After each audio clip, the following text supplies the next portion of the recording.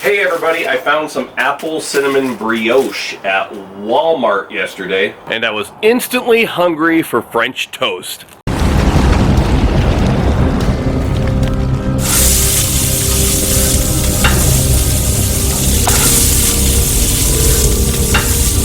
I want to eat. I don't want to mess around with the camera, so I'm going to try to do this in the least amount of shots possible. Up first, we're going to make the batter. I'm not worried about measurements.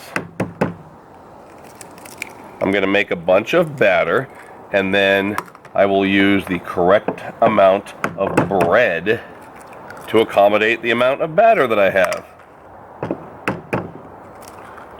I think we'll do 4 eggs on this one.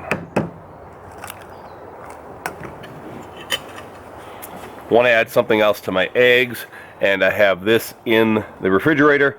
Nestle Coffee Mate Natural Bliss all natural coffee creamer made with real cream and milk. Real milk and cream, so there's nothing extra in here, none of that crazy stuff that we don't want to put in our coffee. Natural Bliss. Put a little bit of that right in there with the eggs. Not measuring again. So all you measurement Nazis, ooh, you're having a rough time with this. Cinnamon. A little bit of cinnamon, or a lot of cinnamon. I'm not measuring. All right, have a fork, and let's mix this up. It's gonna be a good batter. It's nice when you're making French toast batter. I've experimented with different stuff over the years.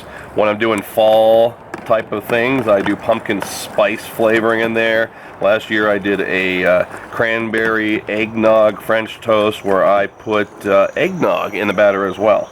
Let's look at that batter. I'm going to add another egg or two. Just want that to be a little more thick. 1 and 2. I think this will be perfect.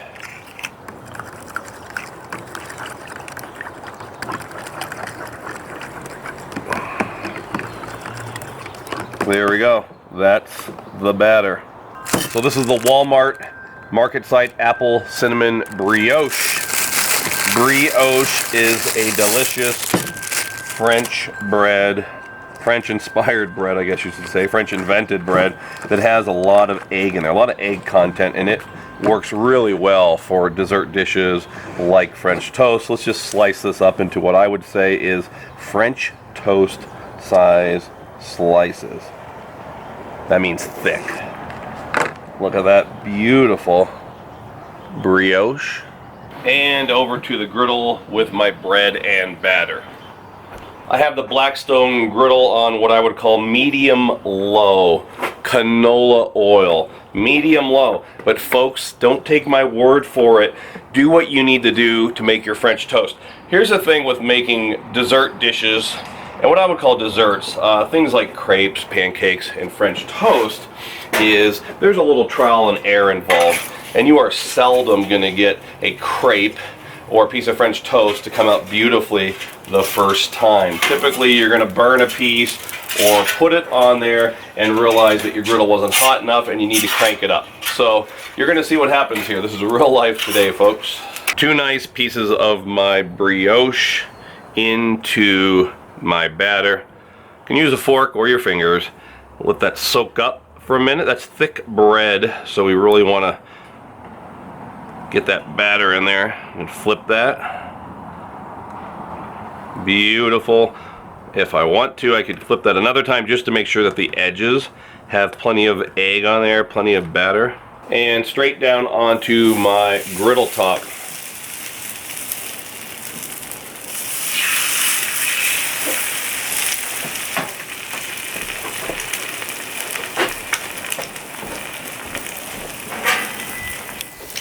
The noise you hear is me fishing around trying to find my spatula.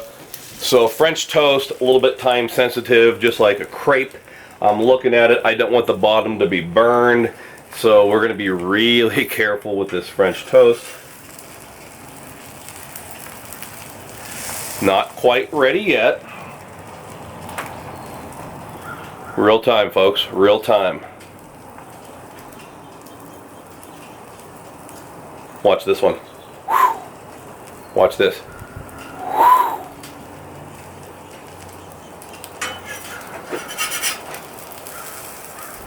It's actually looking pretty good on the bottom, folks. So I'm going to go ahead and we're going to try to give this a flip.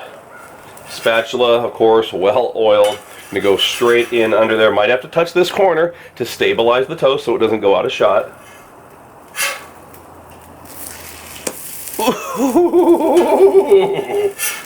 Oh, man. Look at that, folks. Look at that. I'm going to zoom in a little bit. That's exactly what you want your French toast to look like. You don't want to have it burned. You don't want to have it black, but you want to have yellow on there with some brown accents. I hope you're hungry for French toast, because this is going to be the most delicious French toast between here and Flower Mound, Texas. Back to the close shot here. Look at that. The bottom looks just about perfect.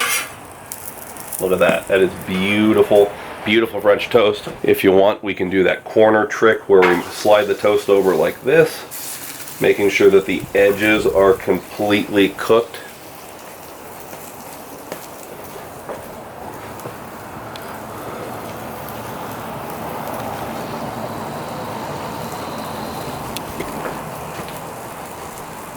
Nobody wants to have a runny edge on their French toast. This is only going to take a few seconds.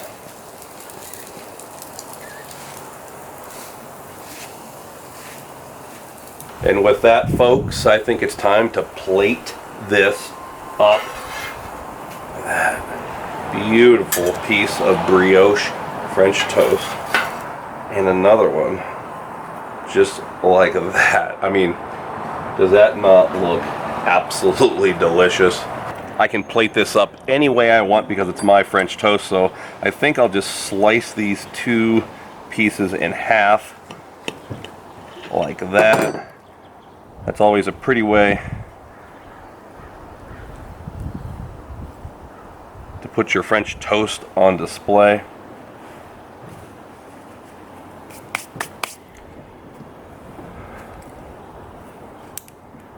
Sound you hear is me opening up my Ready Whip. Ready Whip. Are you supposed to shake Ready Whip? I don't remember. So we have the Ready Whip. Put a little bit of this on top.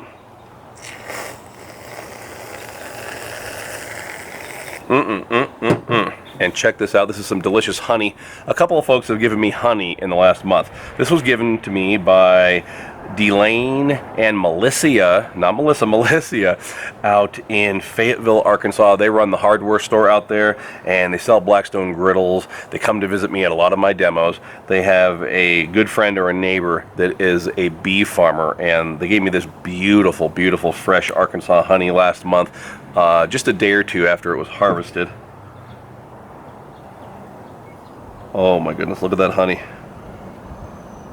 Hopefully you can see that. I don't know if the lighting picks that up or not. And then of course we can dust or do anything we want to this. I have some of that cinnamon from earlier. Just a dusting of cinnamon. And I happen to have some fresh blueberries in the refrigerator, so why not some beautiful fresh blueberries. Take a look at that. I zoomed in a little bit so you can see this, and hopefully it looks as good on camera as it does in person. Want to make sure I get some blueberries in there, and of course French toast and that whipped cream. Let's give it a try.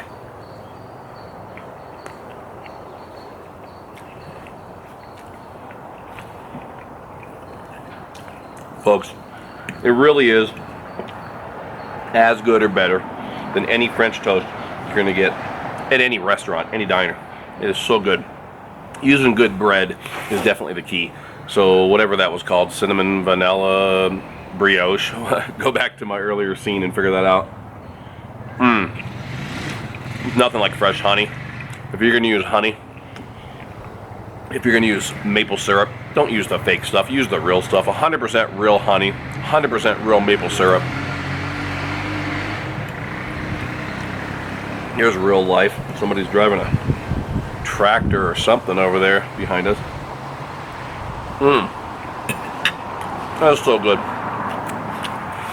Thanks for watching, everybody. Hope you enjoyed this video. It was really fun to do. These days, for me to do a video, I have to really want to do it, and it has to be fun for me. So I'm always experimenting with different styles that will make my life easier, because it is a real hassle to film yourself cooking, and I don't enjoy it anymore. I enjoy making videos and I want you to see them, and I enjoy cooking on the griddle, but typical video that I do, we're talking a couple hours of prep and filming, and then of course a couple hours of editing as well.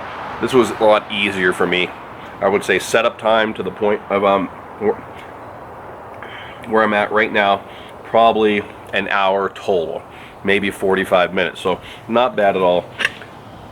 Griddle More Tour resumes coming up here. We have dates. Where are we going? We're going to be in upstate New York, then we're going to be in Kentucky, Glasgow, London, and Somerset, Kentucky. Then we'll be jumping over to Indiana, flying into Indianapolis, and going into 3 cities south of Indianapolis somewhere. I don't have them memorized right now. Columbus is one of those. And then from there we go up to Illinois, I think Chicago area, or somewhere north or west of Chicago. But thanks for watching, everybody. This was a blast for me to film this, and I'm loving this French toast. So until next time, this is Todd, and I am saying praise the Lord.